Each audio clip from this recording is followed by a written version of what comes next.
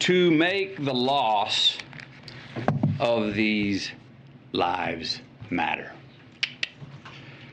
My wife and I, Camilla, we spent most of last week on the ground with the families in Uvalde, Texas. We shared stories, tears, and memories. The common thread, independent of the anger and the confusion and the sadness, it was the same. How can these families continue to honor these deaths by keeping the dreams of these children and teachers alive? Again, how can the loss of these lives matter? So while we honor and acknowledge the victims, we need to recognize that this time, it seems that something is different. There's a sense that perhaps there's a viable path forward. Responsible parties in this debate seem to at least be committed to sitting down and having a real conversation about a new and improved path forward. A path that can bring us closer together and make us safer as a country. A path that can actually get something done this time. Camille and I came here to share my stories from my hometown of Uvalde. Came here to take meetings with elected officials on both sides of the aisle. We came here to speak to them, to speak with them, and to urge them to speak with each other. To remind and inspire them that the American people will continue to drive forward the mission of keeping our children safe, because it's more than our right to do so. It's our responsibility to do so. I'm here today in the hopes of applying what energy, reason, and passion that I have into trying to turn this moment into a reality. Because as I said, this moment is different. We are in a window of opportunity right now that we have not been in before. A window where it seems like real change can happen. Uvalde, Texas is where I was born. It's where my mom taught kindergarten less than a mile from Robb Elementary. Uvalde is where I learned to master a Daisy BB gun. That took 2 years before I graduated to a .410 shotgun. Uvalde is where I was taught to revere the power and the capability of the tool that we call a gun. Uvalde is where I learned responsible gun ownership. Now, Uvalde called me on May 24th when I learned the news of this devastating tragedy. I had been out of cellular range, working in the studio all day when I emerged, and messages about a mass shooting in the town I was born in began flooding my inbox. In a bit of shock, I drove home, hugged my children a bit tighter and longer than the night before, and then the reality of what had happened that day in the town I was born in set in. So the next morning, Camilla, myself, and the kids, we loaded up the truck and we drove to Uvalde. When we arrived a few hours later, I got to tell you, even from the inside of our vehicle, you could feel the shock in the town. You could feel the pain, the denial, the disillusion, anger, blame, sadness, loss of lives, dreams halted. We saw ministries, we saw first responders, counselors, cooks, families trying to grieve without it being on the front page news. We met with the local funeral director and countless morticians who hadn't slept since the massacre the day before, because they've been working 24/7 trying to handle so many bodies at once, so many little innocent bodies who had their entire lives still yet to live. And that is there that we met two of the grieving parents, Ryan and Jessica Ramirez. Their 10-year-old daughter, Alethea. She was one of the 19 children that were killed the day before. Now, Alethea, her dream was to go to art school in Paris and one day share her art with the world. Ryan and Jessica were eager to share Alethea's art with us and said if we could share it, that somehow, maybe that would make Alethea smile in heaven. They told us that showing someone else Alethea's art would in some way keep her alive. Now, this particular drawing is a self-portrait, all right, of Alethea drawing with her friend in heaven looking down on her, drawing the very same picture. Her mother said of this drawing, she said, you know, we never really talked to her about heaven before, but somehow she knew. Letha was 10 years old. Her father, Ryan, this man was steady. He was uncommonly together and calm. When a frazzled friend of his came up and said, how are you so calm? I'd be going crazy. Ryan told him, he said, no, you wouldn't. No, you wouldn't. You'd be strong for your wife and kids, because if they see you go crazy, that will not help them. Just a week prior, Ryan got a full-time line job, stringing power lines from pole to pole. And every day since landing that well-paying full-time job, he reminded his daughter Alethea, he said, girl, Daddy gonna spoil you now. Told her every single night. He said, Daddy's gonna take you to SeaWorld one day.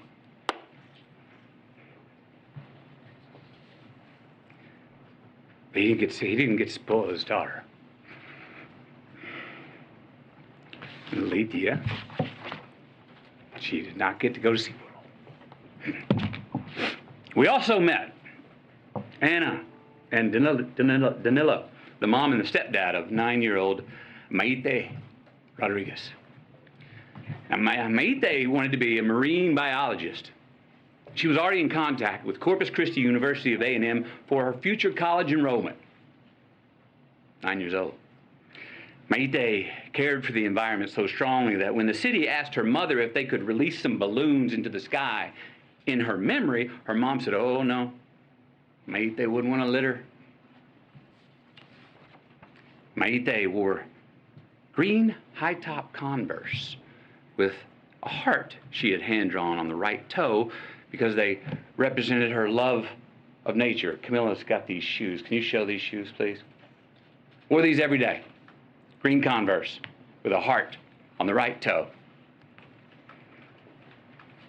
These are the same green Converse on her feet that turned out to be the only clear evidence that could identify her after the shooting. How about that? Maite wrote a letter. Her mom said if Maite's letter could help someone accomplish her dream, that then her death would have an impact. And it would mean her dying had a point and wasn't pointless. That it would make the loss of her life matter. The letter reads,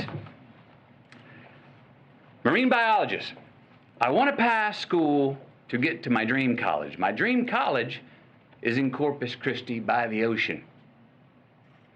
I need to live next to the ocean because I want to be a marine biologist. Marine biologists study animals and the water. Most of the time I will be in a lab. Sometimes I will be on TV.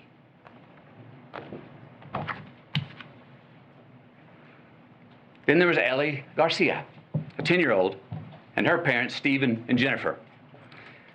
Ellie loved to dance and she loved church. She even knew how to drive tractors and was already working with her dad and her uncle mowing yards.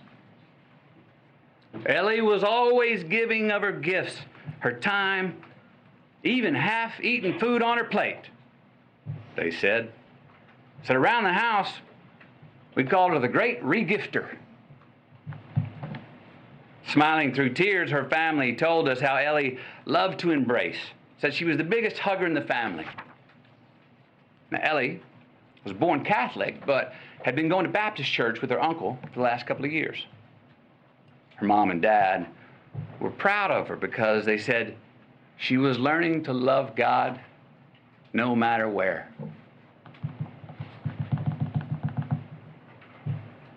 The week prior to her passing, she'd been preparing to read a verse from the Bible for the next Wednesday night's church service. The verse was from Deuteronomy 6:5. And thou shalt love the Lord thy God with all thy heart, with all thy soul, and with all thy might.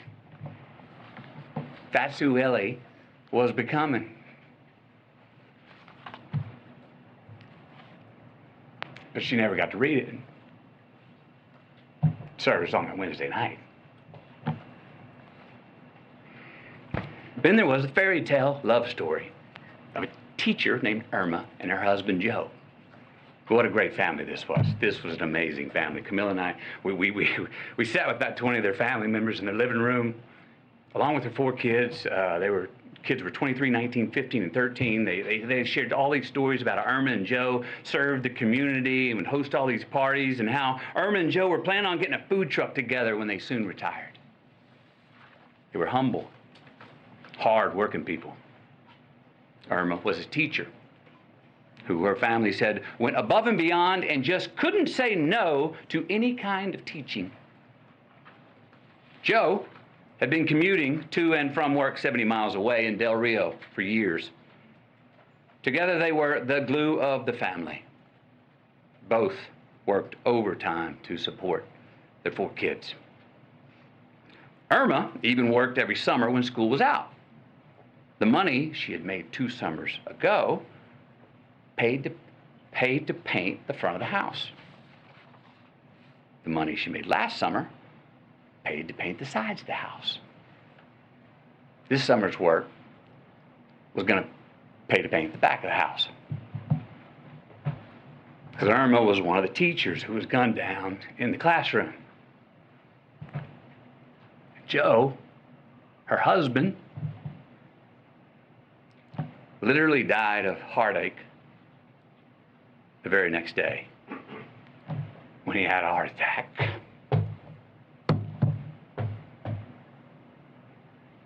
They never got to paint the back of their house. They never got to retire.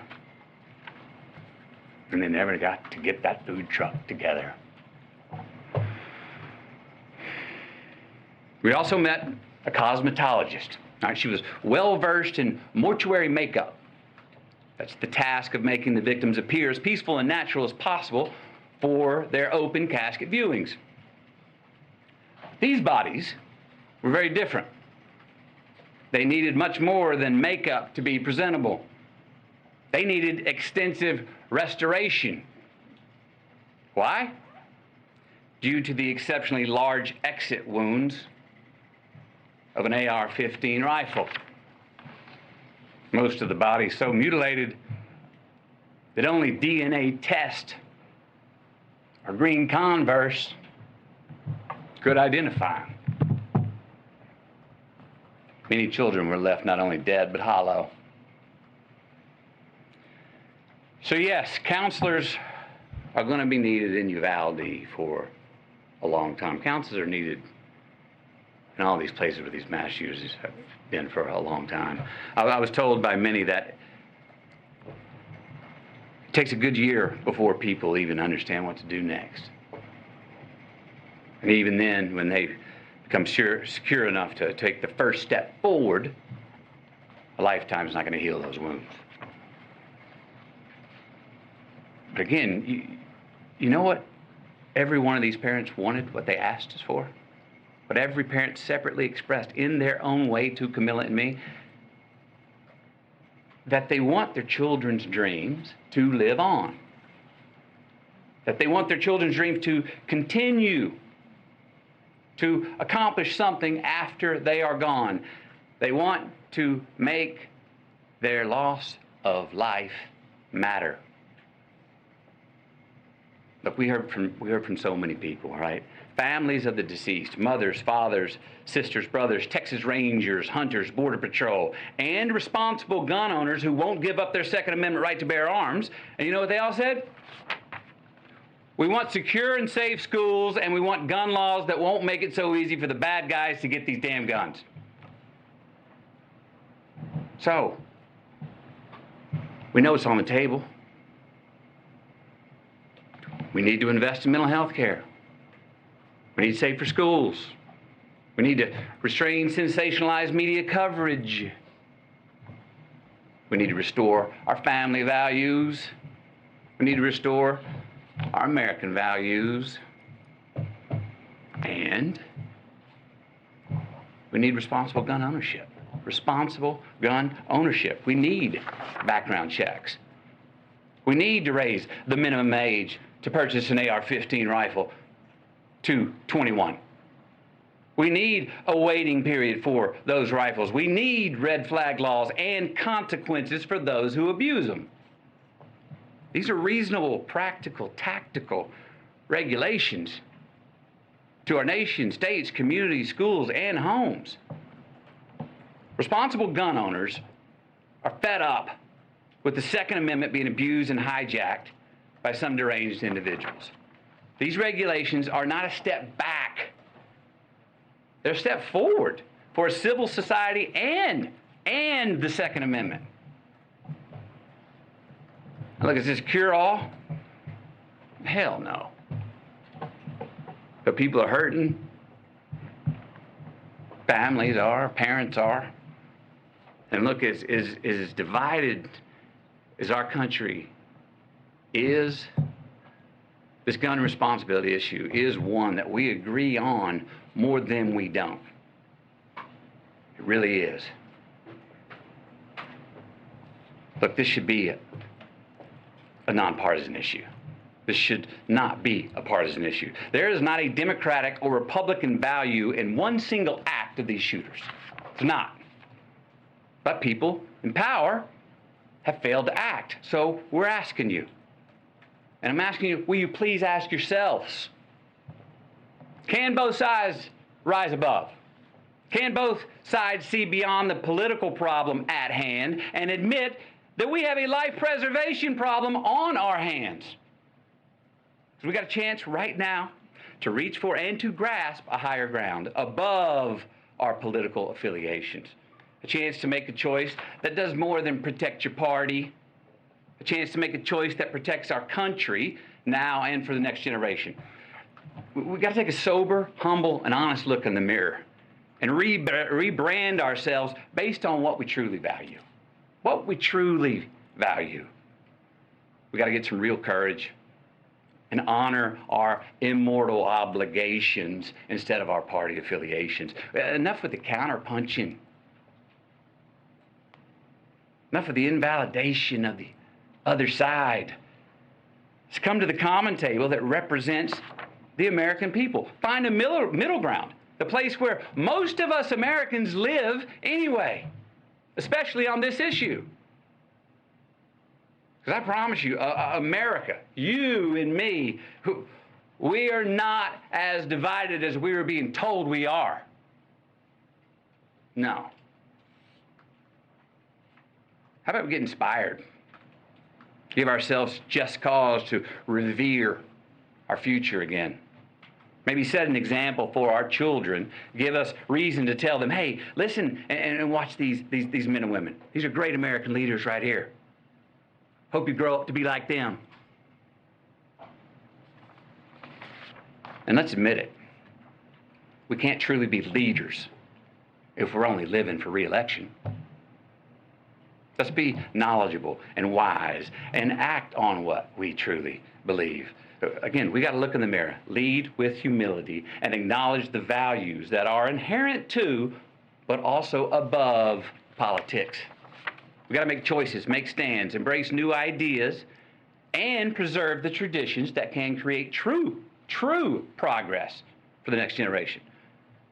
With real leadership, let's start giving us, all of us, with real leadership, let's start giving all of us good reason to believe that the American dream is not an illusion.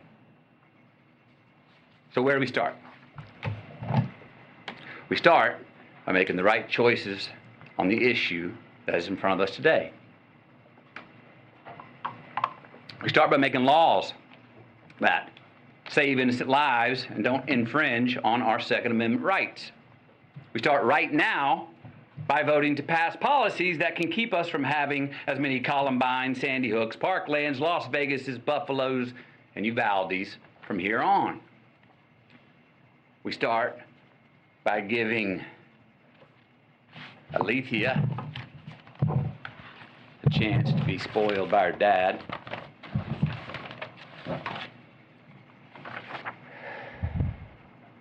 We start by giving Mayte a chance to become a marine biologist. We start by giving Ellie a a chance to read her Bible verse at the Wednesday night service. We start by giving Irma and Joe a chance to finish painting their house. Maybe retire, get that food truck. We start by giving McKenna, Layla, Miranda, Nevaeh, Jose, Javier, Tess, Rogelio, Eliana, Annabelle, Jackie, Azulia, JC, Jayla, Ava, Amory, and Lexi.